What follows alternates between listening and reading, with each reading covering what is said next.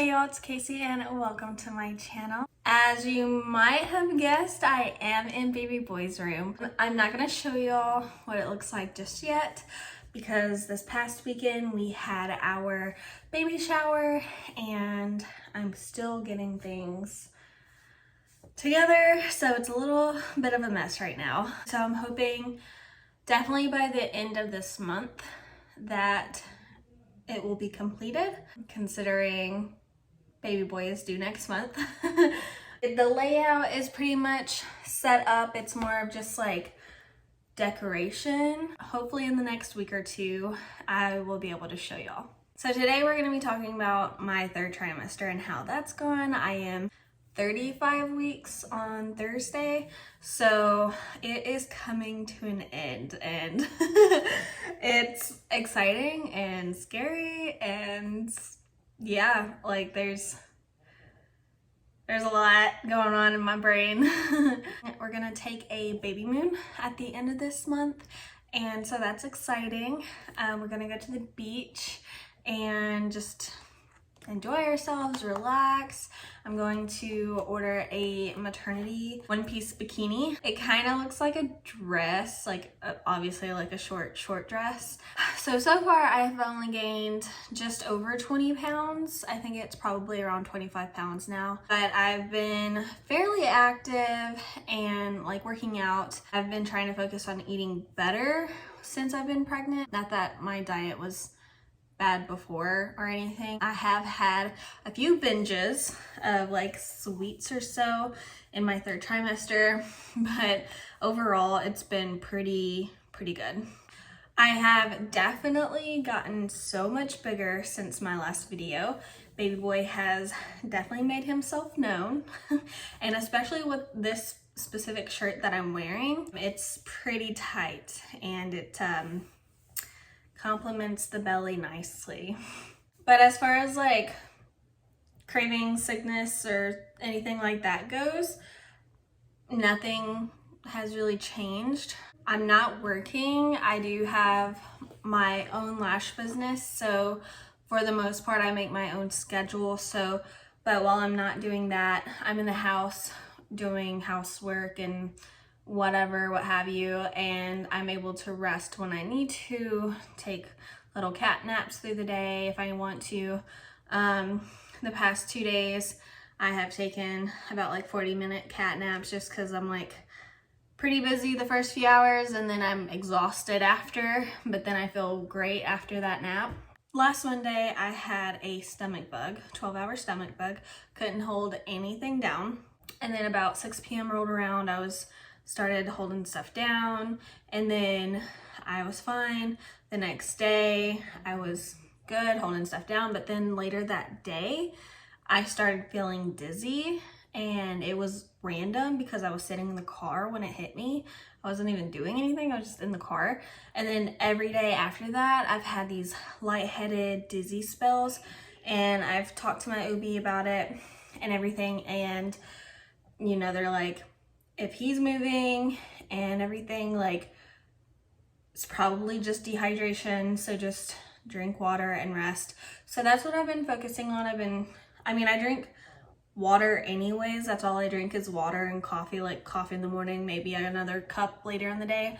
But other than that, I'm drinking water, sometimes juice every now and then. And I've been drinking these like hydration packets to help. So today is Tuesday. Today is the first day that I have not felt dizzy since last Tuesday. Yeah, last Tuesday. So when you're pregnant, part of you being pregnant is that hospitals offer these like birthing education series classes for you for free. And so we did those and mentioned a doula. And I know what a doula is. I've wanted a doula, but I haven't said anything because 1, money, 2, insurance doesn't cover it. So, and Grant was intrigued, so he asked more questions, and he looked at me and was like, let's get a doula. And I was like, okay, I'm down. The teacher of this class, she's a doula. I don't know if she's a doula currently, but she was. But she gave us information to someone she was a doula for, and who is now a newly trained doula who is certified and everything, but hasn't had a couple yet to be a doula for. So we are her first, which is totally fine. Like, someone has to start somewhere. So we met with her, and she's super nice. I love her vibe, love her attitude. And so we're gonna go with her. And since she is newer, I think she's more not so much on the pricey side, which it's right where Grant said he could afford. And so it just worked out. If you don't know what a doula is laboring mother's patient advocate. So I have a birth plan set in place. Even if I didn't have a birth plan set in place, she's there for support as a whole. She doesn't deliver the baby. That's not what she's for. That's what a midwife is for. She's just there to make sure I am comfortable and that I am being heard as the mother in labor. And she is going to be able to help in ways that Grant might not be able to help. And part of that is he's really bad with like gross stuff. Like, too much blood to him is just like, you know. So, and honestly, I'm not wanting him down there looking at all the gross stuff. That's just my personal preference. Yeah, I mean, he knows how babies are born. He knows, he's knowledge. He's got that knowledge. I just don't want him to see it from me, okay? Also, I have a specific birth plan in place, and she is going to make sure that that is followed as closely as possible. Obviously, plans don't always go as planned, so I'm not gonna be so hard-headed and be like, no, this is the way. Obviously, if there's an emergency or something happens, we're gonna have to do something. Something's gonna have to change, but hopefully all goes well and we're able to follow my birth plan as closely as possible. My birthing plan is whenever I do start going into labor, I'm going to plan on laboring at home as long as possible. So that being said, I'm going to have my doula come at some point, depending on like how I'm feeling, depending on what time it is. I don't know how I'm gonna react when I realize I'm going into labor, because you know, like, the water doesn't break how it does in movies all the time. Like, sometimes it's like you're in labor and then later on your water breaks. It's not your water breaks and it's like, oh, baby time, like how it shows in the movies. There's a 511 rule, and that's when I'm going to plan on going to the hospital, because the contractions are 5 minutes apart for 1 minute every hour, or within the hour, something like that. So 511 rule. So I'm gonna have the doula come before that. I'm gonna labor at home as long as possible. I want to labor in the bathtub. If that is what my body's feeling, I want that to be an option, because the hospital does not have a bathtub to labor in, which is annoying. Granted that my water doesn't break immediately when I go into labor, I can just like relax in the bathtub and do that, because water laboring relieves a lot of pressure. So, and it just can help with contractions and everything. So I'm going to, that's my plan, first and foremost plan. When that 511 rule does come into play, we will head to the hospital. When we go to the hospital and I get checked in and I get my room, I'm not wanting anybody in there except for Grant and my doula. So the hospital right now isn't allowing more than 2 people in the room anyways. However, like, if Grant wanted to switch out with somebody, like if his mom or my mom came, he could switch out with them. It's not a strict rule of saying if you're there, you have to stay there, you can't leave, whatever. But I don't want anybody else there.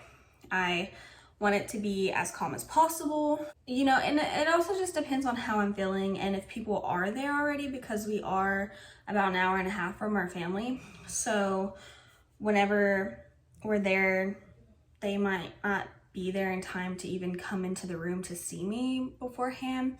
But again, it just depends on how I'm feeling. If I'm like, yeah, that's fine, let them come in for 5-10 minutes to visit with me and then come back, then I might do that. We'll just have to see how I'm feeling. Obviously, the doctors and nurses are going to be there, but as far as like my people, just Grant and the doula. Also, the doula is going to be there to be there not only for me to help keep me calm and keep me like my needs, but she's going to be there for Grant to help him stay calm and like explain to him what's going on and explain to him like how he can help me and what he can do for me. When I realize I'm going into labor, and hopefully before we go to the hospital, I have a friend that is coming up from my hometown who will be here, and they will be helping with our animals. I'm hoping they'll be here before we go to the hospital, because when I realize I'm going into labor, I'm not wanting to have to focus on the animals, because I know I'm going to be stressed about it and be like, are they okay? What are they doing? Like, why are they working? Stuff like that. But I trust this person enough to take care of any situation and to watch them for us and like, you know, keep them out of our way for the most part of like while we're getting ready to go to the hospital and everything. And then hopefully also keep them calm, especially with our doula that comes in. So when we go into the hospital, I am not wanting an epidural. By the 511 rule, I don't think I would be able to get an epidural anyways, but I'm not sure. Even if I ask for one, even if I'm like, I can't do this, or I'm tired, like I really don't want one. And I've specifically told Grant and the doula that even if I ask for it, to encourage me to keep it going and, you know, give me encouraging words to keep going, and that my body is made for this. Women around the world do this all the time without an epidural. And there's something that like happens when a mother gives birth, like where you can feel it, you get this burst of energy after labor and everything that you don't get if you get an epidural. You can't get up and walk around as soon as you have an epidural. Epidurals can go wrong. I could never walk again. I could have back problems. There's a lot of things that could happen. It could possibly not take, where we pay for this epidural and it didn't even work. It like goes the opposite direction and I can't feel my arms or something. I don't know. So I just want to experience this, because who knows if this might be my only time I get to experience this. I don't know. And I want the full experience. And I definitely do not want a C-section. Obviously, if there's an emergency and me and baby are showing signs of distress or some kind of emergency, obviously that's a different story. Part of the doula's job is making sure that I'm not being bullied by the nurses and by the doctor. And what I say by that is some doctors will be like, you need a C-section when you don't need a C-section, just so it'll be over with so they can go home. And that also being said is some doctors will cut you from your vag to your a-hole. I don't remember what that's called, but they'll just give you a little cut. It helps like stretch or whatever, even though now it's medically proven that it is better to let the woman naturally tear than to cut her. It's just better for her body and a healing process. And I was told that there is one specific doctor. I don't know what doctor I'll get because they're on call. There's one specific doctor at this hospital who will just go ahead and cut the laboring mother. Even if she doesn't need it, he'll just do it. And if someone cuts me without asking me, we'll have a problem. I don't want to be laying down in the bed. If that's what my body is feeling and needing at that moment, I will be doing it. But the way that hospitals have women labor is not it. That is not how we are really supposed to be giving birth. If you don't know what I'm talking about, do your research, okay? Don't come at me in the comments and whatever, like do your own research. I want to be able to walk around as much as possible. If I want to squat and give birth, if I want to be on my hands and knees and give birth, that's what I'm going to do if that's what my body feels like. If I feel like I want to be on my back and pushing how hospitals do it, then that's what I'll do. But if I can help it, or that's what my body doesn't want, I'm not going to do it that way. I'm not going to be told by anybody to do it a certain way. I will tell my doctor I don't like him if I don't like him. I will tell him to get out. I will tell him he's fired. I don't care. Unless like me and baby are in an emergency situation, don't get in my way. Grant's one specific request was that we go to the hospital in case any emergency occurred, and that's what I agreed to. Otherwise, I probably wouldn't have gone to the hospital. But I understand emergencies can happen, things can go south real quick, and so, you know, I'm gonna be on a monitor so they'll be able to see how baby boy is doing and how I'm doing, and as long as we're both okay, I'm gonna do it my way. So as soon as baby boy is in this world, I want immediate skin to skin, and I don't want them to wipe him off. As long as he's breathing and he's good, put him on me, give him to me. We are going to be doing a delayed cord cutting, which I have wanted this to be a part of my plan for as long as I can remember. I thought it was so cool when I first learned about it, but some people will leave the cord on for days at a time and let it fall off naturally. I don't see, that's called a lotus birth. I don't see the point in doing that. I just want to keep the cord attached until the placenta stops pulsing, which is like 5 to 10 minutes. So after the placenta stops pulsing, whether I've given birth to it or not, at that point, then we will cut the cord. One thing for sure I don't want baby to leave the room.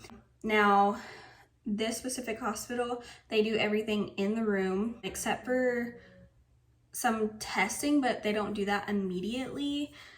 But